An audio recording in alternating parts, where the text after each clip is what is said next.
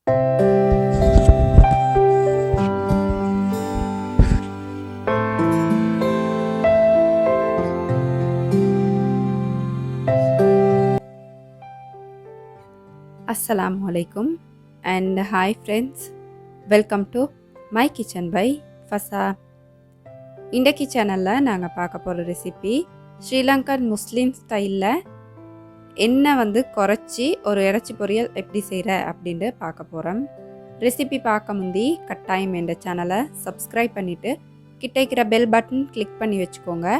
அப்போ ஏந்த நியூ அப்டேட்ஸை உங்களுக்கு மிஸ் பண்ணாமல் பார்க்கலாம்.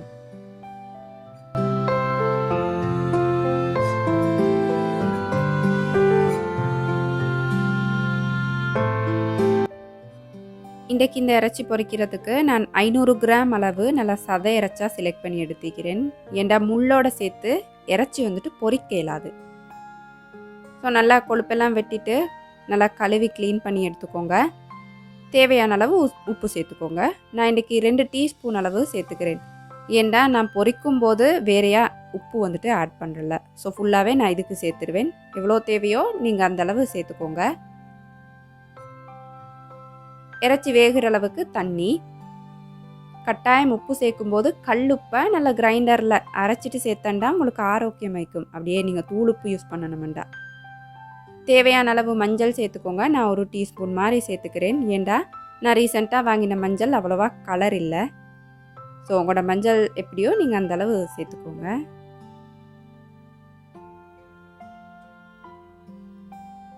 இப்போ இந்த இறைச்சி மீடியம் ஃப்ளேமில் நல்லா தண்ணி எல்லாம் ஃபுல்லாகவே வற்றி வேகிற வரைக்கும் வேக விடணும். ஏண்டா தண்ணி இருக்கும்போது இறக்கிட்டீங்க அப்படின்னா இறைச்சியோட டேஸ்ட் எல்லாம் அந்த தண்ணிக்கு போயிடும். ஸோ டேஸ்ட் இருக்காது. ஸோ ஃபுல்லாகவே வற்ற விட்ருங்க.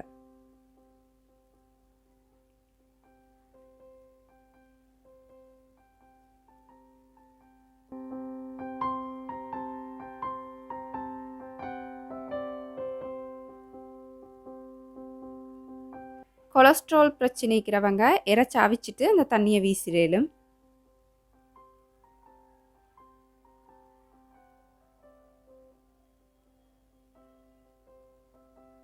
இப்போ நான் ஃபுல்லாகவே தண்ணியை வற்ற விட்டுட்டேன். பிறகு உங்களுக்கு எப்படி இதை கட் பண்ணணுமோ அந்த சைஸில் கட் பண்ணிக்கலாம். கொஞ்சம் மீடியம் சைஸில் கட் பண்ணிட்டீங்கன்னா பார்க்கும்போது அழகாய்க்கும். அதாவது மிச்சம் தடிப்பமாகவும் இல்லாமல் மெல்லிசாவும் இல்லாமல் இப்போ நான் காட்டுற மாதிரி இந்த சைஸுக்கு கட் பண்ணினேன்டா அழகாய்க்கும் இறைச்சி பொரிச்ச பொறவு.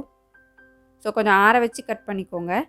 நான் கொஞ்சம் சூட்டோட கட் பண்ணுற சுட்டி எனக்கு கொஞ்சம் தடமாத்தமாக இருக்குது.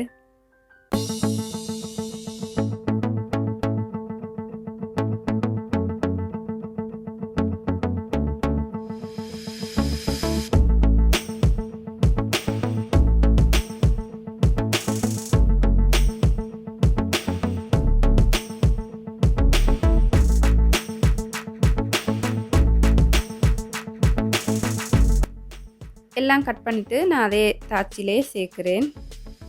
சேர்த்து ஃப்ளேமை நல்லா லோ வச்சுக்கோங்க.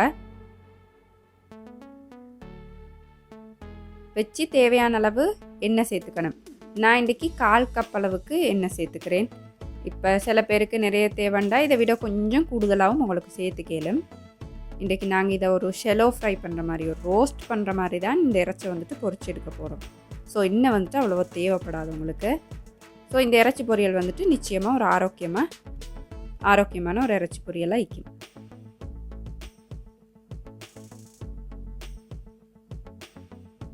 இப்போ ஒரு உடன் ஸ்பெட்யூலா விட இந்த மாதிரி ஒரு கரண்டி யூஸ் பண்ணினா இறைச்சி துண்டுகள் உடையாது.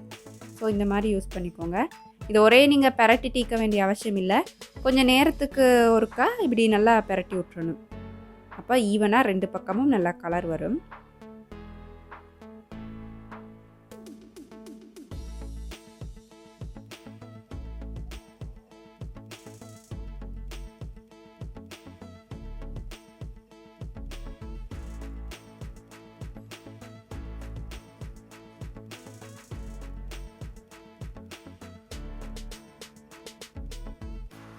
இப்போ உங்களுக்கு இந்த இறைச்சி எவ்வளோ கலராக வேணுமோ அந்த அளவு கலர் வர வரைக்கும் உங்களுக்கு அடுப்பில் வைக்கலாம்.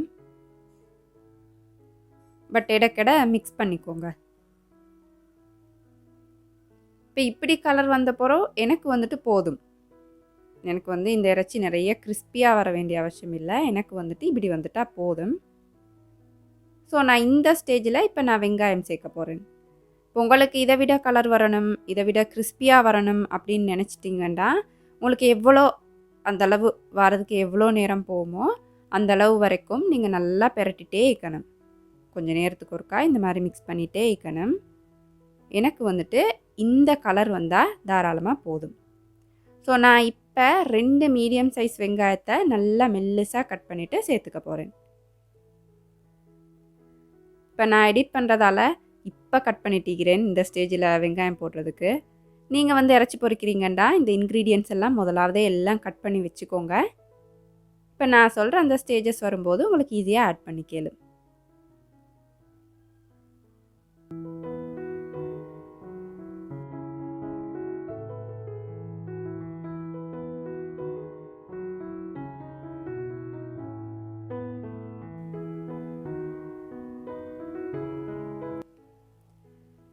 ஃப்ளேம் பார்த்தாண்டா எல்லா டைமும் லோ ஃப்ளேமே தான் ஈக்கணும். அப்போ தான் உங்களுக்கு ஒரு டென்ஷன் இல்லாமல் செய்யலும் எல்லா வேலையும். இல்லாட்டி சுருக்கா தீஞ்சு போய்த்திரும். இப்போ கருவேப்பிலை, முக்கியமாக கருவேப்பிலை உங்களுக்கு எவ்வளோ தேவையோ அந்தளவு சின்னதாக கட் பண்ணிவிட்டு சேர்த்தண்டா தெரியாமல் கருவேப்பிலையை வந்துட்டு சாப்பிட்ருவாங்க. ஸோ ஆரோக்கியமாய்க்கும், டேஸ்டாய்க்கும், நல்ல மனமாய்க்கும். ஸோ மெல்லிசாக கட் பண்ணிவிட்டு சேர்த்துக்கோங்க. வெங்காயம் போட்டு நல்லா மிக்ஸ் பண்ண போகிறோம். கருவேப்பிலையும் போட்டு நல்லா மிக்ஸ் பண்ணிக்கோங்க. இல்லாட்டி நாங்கள் முழுசாக சேர்த்தண்டா கருவேப்பிலையை எடுத்து வீசிடுவாங்க, சாப்பிட மாட்டாங்க. இப்படி அரைஞ்சிட்டு சேர்த்தா வேறு வழி இல்லை, எப்படியுமே சாப்பிட்ருவாங்க. நான் 2-3 பழுத்த மிளகாய், எனக்கு அந்த ஃப்ளேவர் வந்துட்டு பிடிக்கும். அதை சுற்றி நான் பச்சை கொச்சிக்காவை வந்துட்டு கொஞ்சம் இப்படி பழுக்க வச்சு தான் கறி எல்லாத்துக்கு மாதிரி சேர்த்துக்குவேன். உங்களுக்கு பச்சை கொச்சிக்காய் விருப்பம்ண்டா நீங்கள் எவ்வளோ அளவு உங்களுக்கு தேவையோ அந்த அளவு அரைஞ்சிட்டு சேர்த்துக்கோங்க. சேர்த்து நல்லா மிக்ஸ் பண்ணி விட்டுறணும்.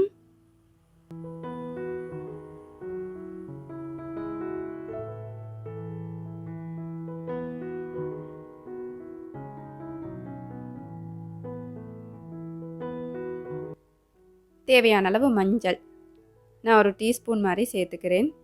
உங்களோட மஞ்சள் எப்படி கலர் ஈக்குது அப்படின்ட்டு பார்த்துட்டு அந்தளவு சேர்த்துக்கோங்க. நான் வீட்டிலே அரைச்ச மஞ்சள் வந்துட்டு நல்லா கலராக இருந்துச்சு. அது இப்போ ரீசெண்டாக முடிஞ்சு. ஸோ கடையில் இப்போ வாங்கினது வந்துட்டு அவ்வளோவா நிறம் இல்லை.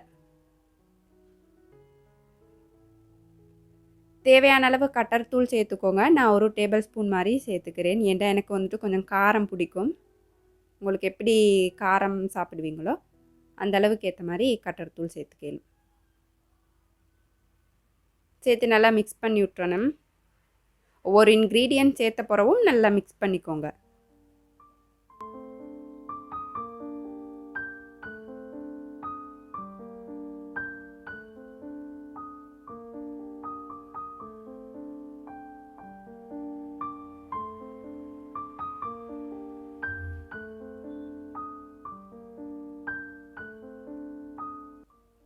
இப்போ இந்த வெங்காயமெல்லாம் நல்லா பொன்னிறம் கோல்டன் ப்ரௌன் கலர் வர வரைக்கும் நீங்கள் வந்துட்டு இதை லோ ஃப்ளேம்லேயே வச்சிக்கணும். இடக்கிடவே தீஞ்சிராமல் நல்லா மிக்ஸ் பண்ணிக்கணும். உங்களுக்கு தேவைப்பட்டா உப்பு சேர்த்துக்கலும். அண்ட் உங்களுக்கு தேவைப்பட்டா கட்டர் தூள் அப்படியெல்லாம் வந்துட்டு இப்போ இந்த ஸ்டேஜ்லேயும் உங்களுக்கு சேர்த்துக்கலும். ஆனால் முக்கியமான ஒரு விஷயம், இடக்கிட நல்லா இப்படி கிளறி விட்டுறணும். அப்போ தான் அந்த தீயாமல் இருக்கும்.